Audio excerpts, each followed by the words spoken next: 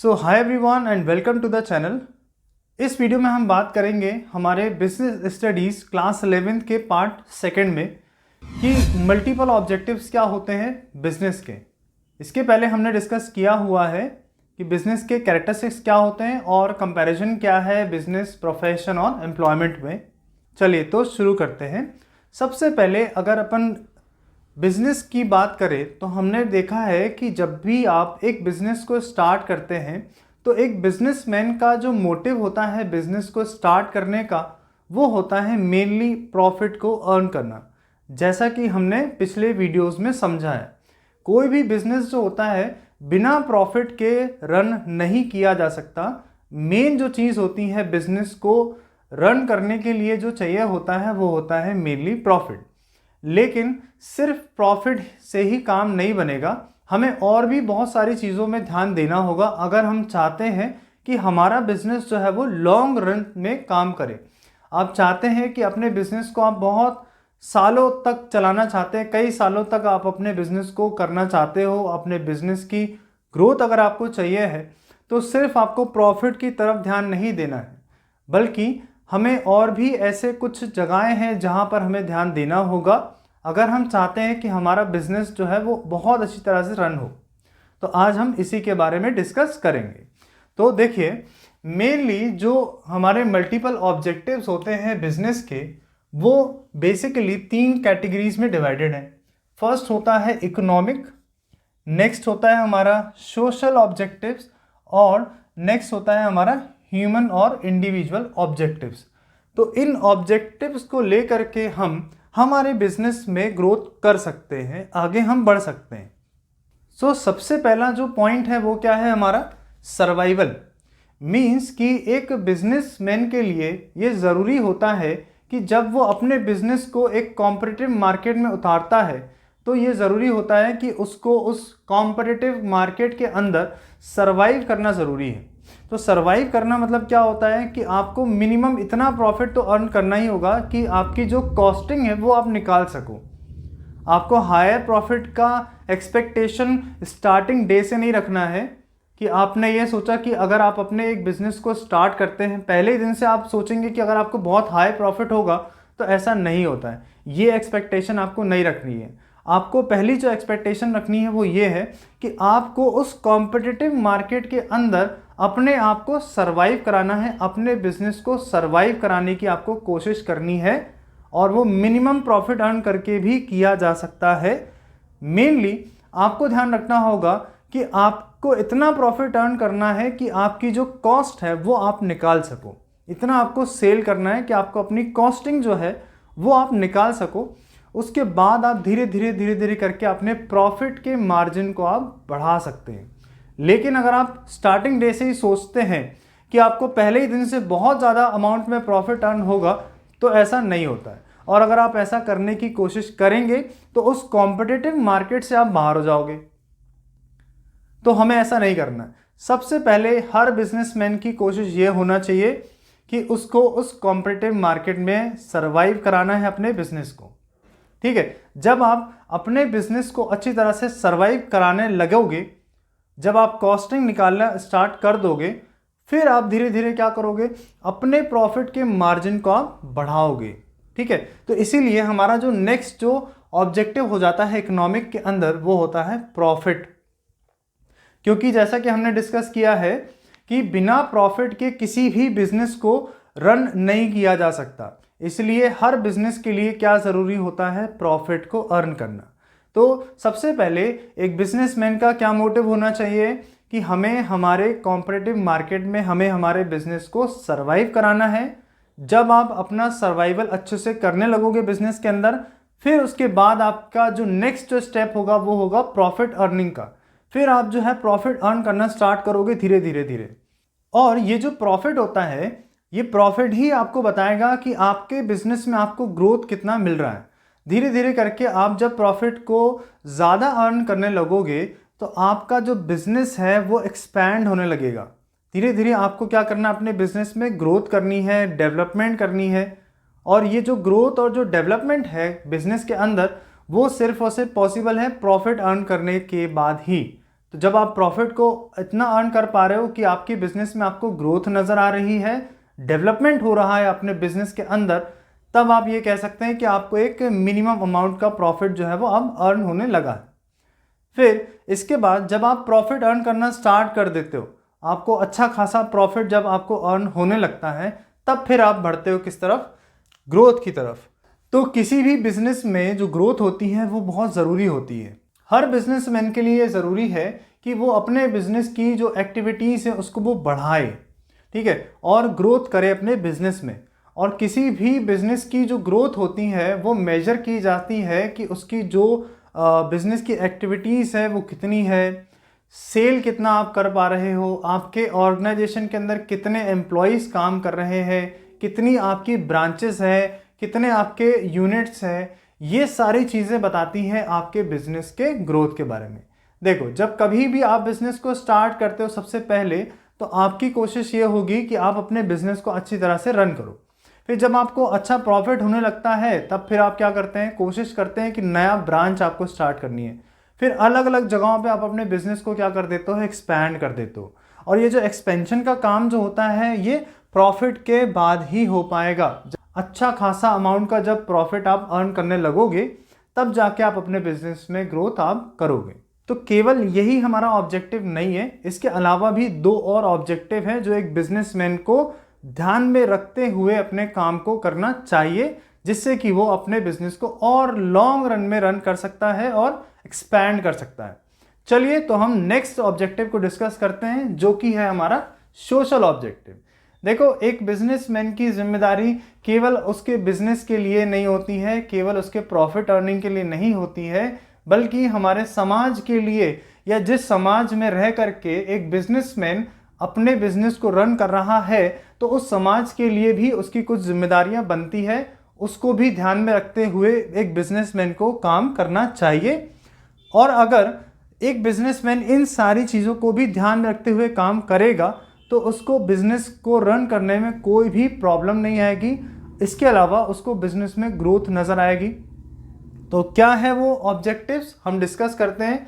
सबसे पहला जो ऑब्जेक्टिव है वो है supply of desired quality of product, कि यहाँ पर क्वालिटी के बारे में बात की गई है। ठीक है, जो भी प्रोडक्ट एक बिजनेसमैन सेल आउट कर रहा है मार्केट के अंदर कस्टमर्स को, उसकी क्वालिटी के लिए इसमें कहा जा रहा है कि एक बिजनेसमैन जब भी अपने प्रोडक्ट को मार्केट में सेल आउट करता है कस्टमर्स को, तो उसको ये ध्यान रखना चाहिए कि हम जो भी प्रोडक्ट बेच रहे हैं मार्केट में उसकी क्वालिटी भी हम दें।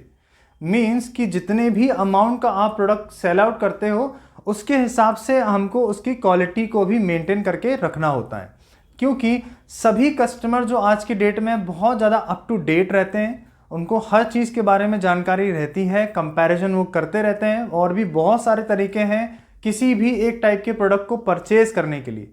इसीलिए अगर एक बिजनेसमैन चाहता है अपने सेल को बढ़ाना तो उसको क्वालिटी पे ध्यान ज़रूर देना पड़ेगा। सबसे पहला ध्यान क्या रखना होगा हमें सोशल ऑब्जेक्टिव में, कि जो भी प्रोडक्ट हम कस्टमर्स को सेल आउट करते हैं उसमें हमको क्वालिटी को मेंटेन करके रखना होगा।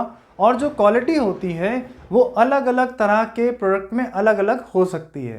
ठीक है, जैसे कि मान लेते हैं कि हमारे घर पे जो रेफ्रिजरेटर होता है, या एसी होती है, या टेलीविज़न होता है, या पेन है, या पेंसिल है, या पेपर है, कोई भी चीज़ हो सकती है। बट यहाँ पर जो क्वालिटी है वो वेरी करती है प्रोडक्ट टू प्रोडक्ट। आपका प्रोडक्ट किस टाइप का है, क्या उसकी ड्यूरेबिलिटी है, तो अगर ड्यूरेबिलिटी बहुत ज़्यादा रहती है तो प्रोडक्ट की क्वालिटी भी वैसी होनी चाहिए। ठीक है, तो बहुत मैटर करता है कि एक जो बिजनेसमैन है वो अपने प्रोडक्ट में क्वालिटी प्रोवाइड कर रहा है या नहीं कर रहा है। अगर वो अच्छी क्वालिटी प्रोवाइड नहीं करेगा उस दाम में, उस प्राइस के अंदर, तो कस्टमर उसके पास दोबारा नहीं जाना पसंद करेगा, जबकि कहीं और वो जाएगा। ठीक है, क्योंकि सेम अमाउंट में अच्छी क्वालिटी का प्रोडक्ट कोई दूसरे बिजनेसमैन जो है वो सेल आउट कर रहे हैं। तो इस तरीके की बातों को ध्यान रखना बहुत ज़रूरी होता है अगर आप चाहते हैं आपकी सेल जो है वो बढ़े। ठीक है, तो आपको ये ध्यान रखना होगा। नेक्स्ट ऑब्जेक्टिव है avoidance of unfair trade practices, मतलब कि एक बिजनेसमैन को फेयर ट्रेड प्रैक्टिस करनी चाहिए। कोई भी तरीका यूज़ नहीं करना है बिजनेसमैन को जो कस्टमर्स के पॉइंट ऑफ व्यू से कैसा हो, अनफेयर हो। ठीक है, ये तरीका कभी भी हमें इस्तेमाल नहीं करना है, कभी भी एक बिजनेसमैन को इस तरीके से सेल आउट नहीं करना है। जो भी है हमें मेनली कस्टमर को ध्यान में रखते हुए हमारी चीज़ों को बनाना है और बेचना है। कस्टमर का सेटिस्फेक्शन मेन होता है बिजनेस के अंदर। अगर कोई भी कस्टमर अगर आपसे सेटिस्फाइड है, आपके प्रोडक्ट से सेटिस्फाइड है, तो वो कहीं नहीं जाएगा, आपके पास ही आएगा वो, क्योंकि वो जानता है कि जो प्रोडक्ट या जो क्वालिटी उसको चाहिए है वो केवल और केवल आपके पास अवेलेबल है। तो वो कस्टमर कहीं भी नहीं जाएगा, भले उसका प्राइस आपने कितना भी कर दिया हो बाद में। ठीक है, तो अगर आप वो क्वालिटी दे रहे हो उस प्राइस पे, तो कस्टमर आपके पास ही आएगा। और जब कभी भी हम हमारे गुड्स को सेल आउट करते हैं कस्टमर्स को, तो हमें कोई भी ऐसी एक्टिविटी नहीं दिखानी है जो अनफेयर है।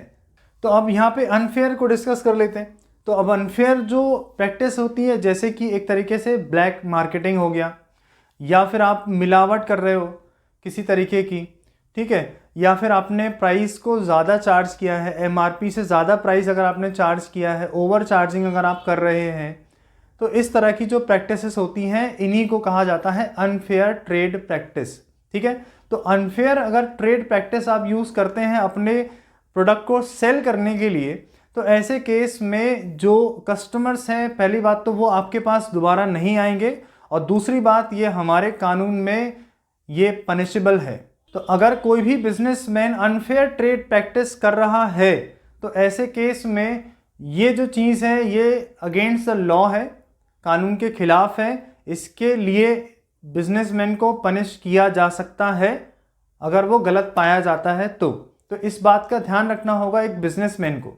ठीक है, चलो आगे देखते हैं। नेक्स्ट हमारा है एम्प्लॉयमेंट जनरेशन। देखो ये एक बहुत इंपॉर्टेंट पॉइंट है। इसमें यह कहा गया है कि अगर एक बिजनेसमैन बिजनेस करता है जिस भी सोसाइटी में रह करके, तो उसके आसपास जो रहने वाले जितने भी लोग हैं वहाँ के लिए वो एम्प्लॉयमेंट जनरेशन का काम करे। तो एम्प्लॉयमेंट जनरेशन की अगर हम बात करें, तो जो भी बिजनेसमैन होते हैं उनको क्या करना चाहिए, सोसाइटी में रहने वाले लोगों के लिए एम्प्लॉयमेंट जनरेशन का काम करना चाहिए। ठीक है, क्योंकि हम जानते हैं कि जो बिज़नेस होता है जब वो बढ़ने लगता है धीरे धीरे, तो लोगों की और ज़्यादा ज़रूरत पड़ती है। तो एक बिजनेसमैन को कोशिश ये करनी चाहिए कि जिस जगह पर रह करके वो काम कर रहा है वहीं के लोगों के लिए वो एम्प्लॉयमेंट को जनरेट करे और अपने बिजनेस में उन लोगों को शामिल करे, अपने बिजनेस में उनको लेकर आए और उनको काम दे, जिससे कि हमारी जो सोसाइटी है या जो हमारे देश की जो प्रॉब्लम है अनएम्प्लॉयमेंट की, इसमें बिजनेसमैन को हेल्प करना चाहिए। पूरा हम जो है गवर्नमेंट पे बेस्ड नहीं हो सकते। यहाँ पर एक बिजनेसमैन की भी एक जिम्मेदारी होती है सोसाइटी के लिए कि सोसाइटी में रहने वाले जितने भी अनएम्प्लॉयड पर्सनस हैं उनके लिए एम्प्लॉयमेंट को जनरेट करें। नेक्स्ट होता है सोशल सर्विसेज। अब सोशल सर्विसेज मतलब क्या होगा कि समाज के लिए हमें कुछ करना होगा, क्योंकि हम जो बिज़नेस कर रहे हैं या जो बिज़नेस से प्रॉफिट को अर्न कर रहे हैं वो उसी समाज से हम अर्न कर रहे हैं। इसलिए हमारी भी जिम्मेदारी बनती है, एक बिजनेसमैन की जिम्मेदारी बनती है कि वो भी समाज के लिए कुछ करे। जैसे कि कुछ सोशल सर्विसेज होती हैं, लाइक कि जैसे कि चैरिटेबल ट्रस्ट हो गए। तो अगर आप बहुत अच्छा प्रॉफिट अर्न कर लेते हैं और आपकी जब अच्छी ग्रोथ हो जाती है, तो आपको अपने उस प्रॉफिट के हिस्से में से कुछ हिस्सा आपको क्या करना चाहिए, जो एनजीओ वगैरह होते हैं या जो चैरिटेबल ट्रस्ट होते हैं या जो ऑर्फनेज होते हैं, स्कूल्स हैं, हॉस्पिटल्स हैं, इन कुछ जगहों में हमको क्या करना चाहिए, चैरिटी देनी चाहिए, जिससे कि हमारे जो सोशल सर्विसेज है ये बढ़ सके और इससे और भी दूसरे लोगों को मोटिवेशन मिलता है सोशल सर्विसेज को करने का, जिससे कि हमारा पूरा जो समाज है, आसपास के जितने भी लोग हैं हमारे अराउंड, उनकी भी ग्रोथ हो, उनका भी डेवलपमेंट हो। क्योंकि अगर पॉपुलेशन बहुत ज़्यादा है तो चीज़ों को कंट्रोल करना थोड़ा सा मुश्किल हो जाता है। इसलिए हम पूरी तरह से गवर्नमेंट पे बेस्ड नहीं होंगे। बिजनेसमैन को एक सपोर्ट करना चाहिए गवर्नमेंट को कि वो भी कंट्रीब्यूट करे। तो हमारे देश के अंदर जितने भी बड़े बड़े जो बिजनेसमैन होते हैं, वो बिजनेसमैन हर साल अपनी इनकम का कुछ हिस्सा चैरिटी में देते हैं, जिससे कि सोशल सर्विसेज को और बढ़ावा मिल सके और पूरा जो समाज है, पूरा जो देश है वो डेवलप हो सके। ठीक है, चलिए आगे देखते हैं, नेक्स्ट होता है अवॉइडेंस ऑफ पॉल्यूशन। अब देखो ये भी हमको ध्यान रखना होगा कि हम जो भी बिजनेस एक्टिविटी कर रहे हैं, ठीक है, तो वो जो बिजनेस एक्टिविटी है ऐसी होनी चाहिए कि हमारे जो एनवायरनमेंट है इसको ध्यान में रखते हुए हमें करना होगा। हमें ये देखना होगा कि जो भी एक्टिविटी हम कर रहे हैं, चाहे वो प्रोडक्शन से रिलेटेड हो या आपके किसी भी एक्टिविटी को हम ले सकते हैं जो बिजनेस के अंदर आती है, बट आपको ये इंश्योर करना होगा कि जो भी आप एक्टिविटी कर रहे हो बिजनेस के अंदर, उससे हमारे एनवायरनमेंट को कोई नुकसान ना पहुंचे, और अगर नुकसान पहुंच भी रहा है तो उस नुकसान को कम से कम किया जा सके। ठीक है, तो ये भी ध्यान रखना होता है। तो ये सब जो है ये सोशल ऑब्जेक्टिव के अंदर आ जाता है। चलिए नेक्स्ट ऑब्जेक्टिव डिस्कस करेंगे जो है हमारा ह्यूमन और इंडिविजुअल ऑब्जेक्टिव। तो बेसिकली हम इस पर्टिकुलर ऑब्जेक्टिव में जो डिस्कस करेंगे वो हमारे बिजनेस ऑर्गेनाइजेशन के अंदर जितने भी एम्प्लॉयज़ काम कर रहे होंगे उनके लिए हम डिस्कस कर रहे हैं ये पॉइंट्स। सबसे पहला जो पॉइंट होता है वो है प्रोवाइडिंग गुड वर्किंग कंडीशन। देखो एक बिजनेस की जो ग्रोथ होती है और सबसे ज़्यादा जो वैल्यूएबल जो चीज़ है बिजनेस के अंदर वो होते हैं वहाँ पर काम करने वाले लोग। ठीक है, किसी भी बिजनेस में अच्छी ग्रोथ के लिए जो रिस्पॉन्सिबल होते हैं वो वहाँ के वर्कर्स होते हैं या वहाँ के एम्प्लॉयज़ होते हैं। आप हर चीज़ को बराबरी से कर तो सकते हैं, लेकिन आपके पास जो ह्यूमन रिसोर्स है which is very very very valuable और वेरी इंपॉर्टेंट रिसोर्स जो आप कहीं से खरीद नहीं सकते। आप बहुत सारे रिसोर्सेज को खरीद सकते हैं, लेकिन ह्यूमन रिसोर्स को आप कभी भी परचेज नहीं कर सकते, भले ही आपके पास कितना पैसा हो। ठीक है, इसके अलावा मेनली जो एक ऑर्गेनाइजेशन की जो ग्रोथ होती है वो डिपेंड करती है ह्यूमन रिसोर्स के ऊपर, कि आपके ऑर्गेनाइजेशन के अंदर जितने भी वर्कर काम कर रहे हैं वो कैसा काम कर रहे हैं, वो आपके लिए कितना ऑनेस्ट है और आप उनके लिए कितना ऑनेस्ट हो, ये चीज़ डिपेंड करेगी एक बिजनेस के ग्रोथ में। ठीक है, क्योंकि जो ह्यूमन रिसोर्स होती है वो बहुत इंपॉर्टेंट रोल प्ले करती है एक बिजनेस के ऑर्गेनाइजेशन के ग्रोथ में। ठीक है, तो हमें क्या करना चाहिए, एक बिजनेसमैन को क्या करना चाहिए उन वर्कर्स के लिए, उन एम्प्लॉयज़ के लिए। तो सबसे पहला पॉइंट क्या है, प्रोवाइडिंग गुड वर्किंग कंडीशन, कि जो भी हमारे यहाँ एम्प्लॉय काम कर रहा है उसकी वर्किंग कंडीशन हमको ऐसी देनी चाहिए जो बिल्कुल अच्छी तरह से सेफ है। ठीक है, अच्छी वर्किंग कंडीशन हमको प्रोवाइड करनी होगी। जो भी उसके यूज़ के लिए या उसके काम में आने वाले जितने भी सारे टूल्स हैं या जो भी सारी चीज़ें ज़रूरत की लगती हैं वो सारी चीज़ें हमें उसको प्रोवाइड करना चाहिए। और सबसे पहला जो मेन ध्यान रखना होगा, ठीक है, तो कोई भी जो एम्प्लॉय है वो अपने आप को अगर सेफ महसूस कर रहा है उस ऑर्गेनाइजेशन के अंदर, तब तो वो बहुत अच्छी तरह से काम करेगा। ठीक है, तो हमें जो वर्किंग कंडीशन होगी एम्प्लॉयज़ के लिए वो कैसी होनी चाहिए, बहुत अच्छी हमें प्रोवाइड करनी है। और ये सिर्फ और सिर्फ जो बिजनेस ऑर्गेनाइजेशन है वही ये काम कर सकता है। अगर आप अपने एम्प्लॉयज़ को अच्छा वर्किंग कंडीशन देते हैं तब तो वो बहुत अच्छी तरह से काम करेगा, अपने आप को सेफ महसूस करेगा वहाँ पे काम करते हुए। ठीक है, उसको हानि नहीं होना चाहिए, उसको नुकसान नहीं पहुँचना चाहिए काम को करते समय। तो सेफ्टी बहुत ज़्यादा ज़रूरी है। ठीक है, इसके अलावा नेक्स्ट होता है हमारा कि पर्सनल ग्रोथ। अब एम्प्लॉयज़ की यहाँ पर हमें क्या करानी है, पर्सनल ग्रोथ करानी है। और जो पर्सनल ग्रोथ होती है वो हो सकती है ट्रेनिंग से, कि हमें टाइम टू टाइम हमारे जितने भी एम्प्लॉयज़ हैं उनको ट्रेंड करना चाहिए। टाइम टू टाइम जो मार्केट में जितनी भी नई नई चीज़ें आ रही हैं या जितना भी नॉलेज है वो हम नया नया नॉलेज या नई जो ट्रेनिंग है, जो वर्किंग कंडीशंस होती हैं या वर्किंग पैटर्न होता है, उसके बारे में एक ऑर्गेनाइजेशन की जिम्मेदारी है कि वो अपने एम्प्लॉयज़ को इससे अप टू डेट रखे।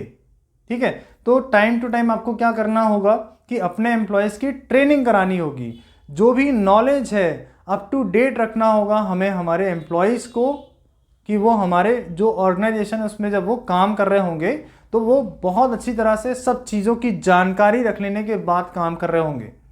ठीक है, तो ये आप करोगे। इसके बाद होता है प्रोवाइडिंग स्पेशल बेनिफिट। हमें हमारे एम्प्लॉयज़ को कुछ स्पेशल बेनिफिट देना चाहिए। अब ये स्पेशल बेनिफिट में क्या क्या आएगा, तो जैसे कि मेडिकल पॉलिसी की अगर बात करें कि आपके ऑर्गेनाइजेशन में जो भी एम्प्लॉय काम करता है, ऐसे केस में हम हमारे एम्प्लॉयज़ को मेडिकल पॉलिसी प्रोवाइड कराएं।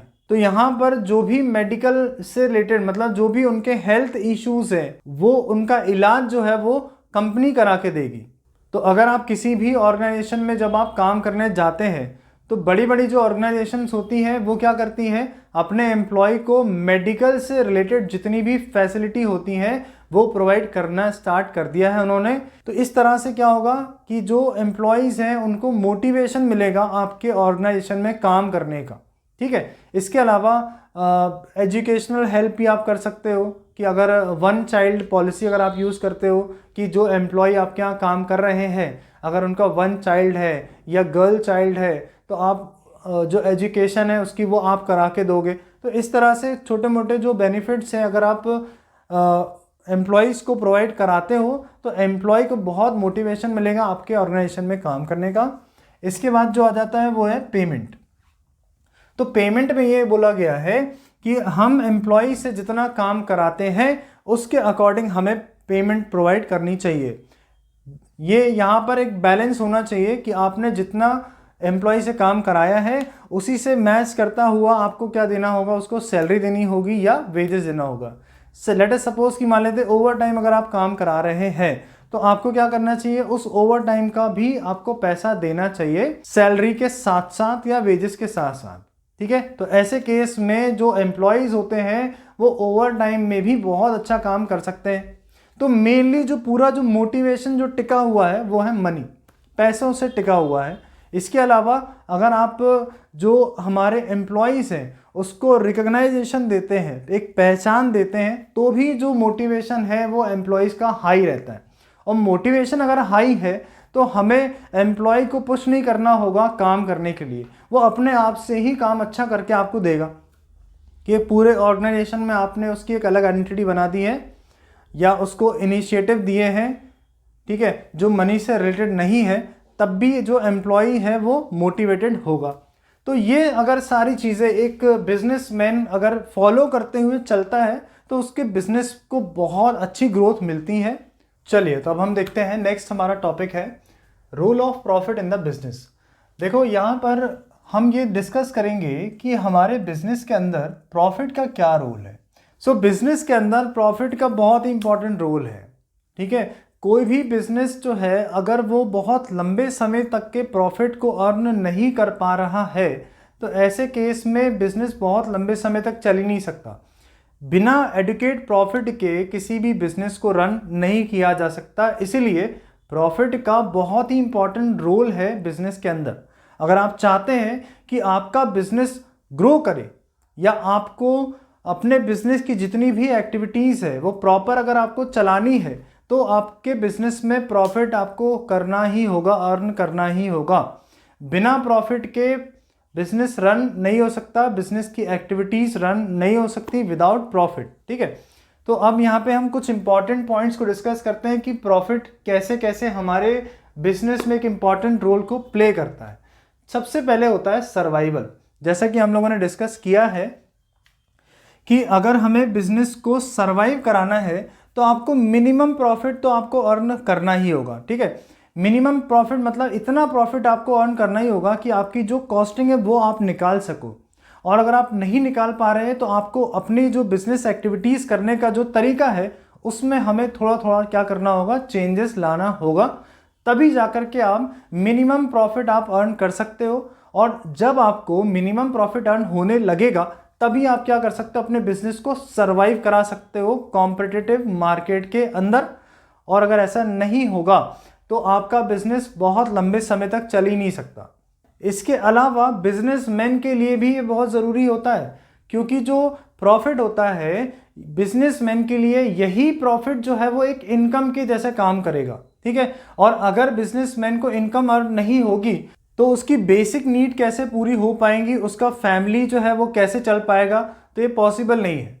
क्योंकि प्रॉफिट जो होगा वो एक बिजनेसमैन के लिए एज अ इनकम है, तो उसको इनकम जब अर्न नहीं होगी तो वो अपने लाइफ को कैसे चला पाएगा या जो उसकी जो ज़रूरत की चीज़ें हैं वो कैसे कर पाएगा। इसके लिए प्रॉफिट को अर्न करना बहुत ज़्यादा ज़रूरी है बिजनेस के अंदर, बिजनेस के लिए भी और बिजनेसमैन के लिए भी।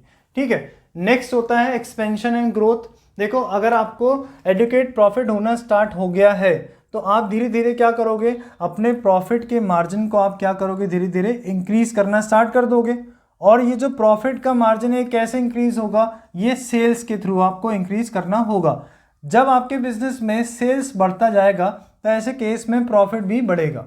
ठीक है, तो जब आपको प्रॉफिट हाई अर्न होने लगेगा ऐसे केस में फिर आप सोच सकते हैं कि आपको अपने बिजनेस में एक्सपेंशन करना है, आपके बिजनेस की आपको ग्रोथ करनी है। और इसके लिए हो सकता है कि आप नए ब्रांच की तरफ जाओगे या अपने प्रोडक्शन के यूनिट को आप बढ़ा दोगे या नंबर ऑफ प्रोडक्ट को आप बढ़ा दोगे कि एक से ज़्यादा प्रोडक्ट आप क्या करने लगोगे, प्रोड्यूस करने लगोगे। ठीक है, तो आपने देखा होगा आजकल के टाइम पर एक ही जो कंपनी होती है वो हो सकता है कि एक से ज़्यादा टाइप के प्रोडक्ट को बनाना स्टार्ट कर दे। तो एक ही जो कंपनी है वो परफ्यूम को भी बना रही है या सोप्स को बना रही है या फेस क्रीम बना रही है, इस तरह के बहुत सारे जो प्रोडक्ट है वो बना रही होती है। ठीक है, तो इससे ये समझ में आता है कि उस कंपनी में क्या चल रहा है, एक्सपेंशन चल रहा है या ग्रोथ चल रही है। और ये जो चीज़ है ग्रोथ और एक्सपेंशन जो है ये किस वजह से पॉसिबल हो पा रहा है, बिकॉज ऑफ प्रॉफिट, कि उस कंपनी का जो प्रॉफिट है वो अच्छा हो रहा है, इसलिए उस कंपनी में ग्रोथ है और एक्सपेंशन है। नेक्स्ट होता है सिंबल ऑफ एफिशिएंसी। देखो प्रॉफिट ही जो होता है वो क्या होता है, आपके कंपनी का, आपके बिजनेस का एफिशिएंसी का सिंबल है। एफिशिएंसी मतलब क्या होता है कि अगर आप अच्छी तरह से काम कर रहे हैं तभी तो आपको प्रॉफिट अर्न हो रहा है, आप एफिशिएंट हो अपने काम को करने में। ठीक है, मतलब विदाउट वेस्टिंग ऑफ रिसोर्सेस। सो अगर किसी भी बिजनेस का एफिशिएंसी अच्छा होगा तो उसको प्रॉफिट में आप देखोगे कि उसकी मार्जिन भी बढ़ती जाएगी, क्योंकि आप क्या कर रहे हो, आपकी कॉस्टिंग कम होती जाएगी, प्रॉफिट बढ़ता जाएगा। जैसे जैसे कॉस्टिंग कम होती जाएगी प्रॉफिट मार्जिन अपने आप बढ़ने लगेगा। तो इस तरह से एफिशिएंसी का सिंबल होता है हमारा प्रॉफिट। अगर प्रॉफिट ज़्यादा है तो एफिशिएंसी भी ज़्यादा है, प्रॉफिट कम है तो एफिशिएंसी भी कम है। नेक्स्ट होता है रिवॉर्ड फॉर बियरिंग रिस्क। तो जितने भी बिजनेसमैन होते हैं उन्होंने अपना जो पैसा है वो बिजनेस में इन्वेस्ट किया होता है इस होप से कि उसको बहुत अच्छा प्रॉफिट अर्न होगा, लेकिन कहीं ना कहीं पे क्या होता है, एक रिस्क होता है। तो जो भी उसने रिस्क लिया होता है उसके अगेंस्ट में उसको जो मिल रहा है वो है प्रॉफिट। ठीक है, तो प्रॉफिट और रिस्क दोनों एक साथ चलते हैं। सो प्रॉफिट और रिस्क एक तरीके से दोनों एक दूसरे से डायरेक्टली रिलेटेड होते हैं। मतलब जितना ज़्यादा आपने रिस्क लिया होता है उतने आपको प्रॉफिट होने के चांसेस भी ज़्यादा होते हैं। ठीक है, यही चीज़ होती है बिजनेस के अंदर, राइट। नेक्स्ट होता है हेल्प टू गेन रेपुटेशन। मतलब यहाँ पर जो बात हो रही है ये हो रही है गुडविल से रिलेटेड। ठीक है, कंपनी की या बिजनेस की जो गुडविल है या जो रेपुटेशन है उसको गेन करने में ये क्या करता है, हेल्प करता है। अब इसको कैसे समझोगे आप कि अगर आपके बिजनेस में आपको प्रॉफिट हाई अर्न हो रहा है, इसका मतलब है कि आपके कंपनी की जो गुडविल है वो भी क्या होती जा रही है, बढ़ती जा रही है। ठीक है, तो प्रॉफिट का जो मार्जिन है जो बढ़ता जा रहा है धीरे धीरे करके, इस केस में आपकी जो मार्केट में जो गुडविल होगी वो भी धीरे धीरे क्या होने लगेगी, इंक्रीज होने लगेगी। सो ये थे कुछ इंपॉर्टेंट रोल प्रॉफिट के हमारे बिजनेस के अंदर। ठीक है, इसके अलावा अगर आपको कोई डाउट होता है तो आप मुझे नीचे कमेंट सेक्शन में पूछ सकते हैं, और चैनल को सब्सक्राइब करना ना भूलें, वीडियो को लाइक करना ना भूलें। चलिए मिलते हैं नेक्स्ट वीडियो में।